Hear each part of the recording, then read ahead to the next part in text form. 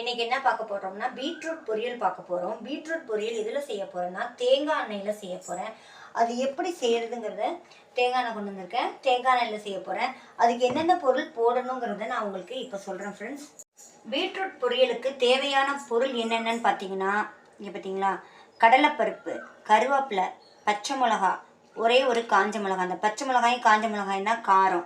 அது இல்லாமல் வெங்காயம் நான் வந்து இந்த மாதிரி நீட்டு வாக்கில் துருவி என்ன பண்ணிட்டேன், அவிச்சு வச்சுட்டேன். இது நம்ம இதெல்லாம் போட்டு தேங்காய் எண்ணெயில் தான் செய்ய போகிறேன்.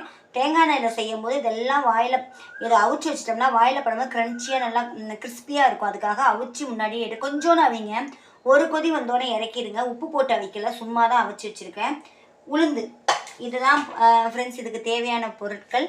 எப்படி செய்கிறதுங்கிற வாங்க வீடியோக்குள்ளே போய் பார்க்கலாம். பாய். தேங்காய் எண்ணெயில் செய்த பீட்ரூட் பொரியல்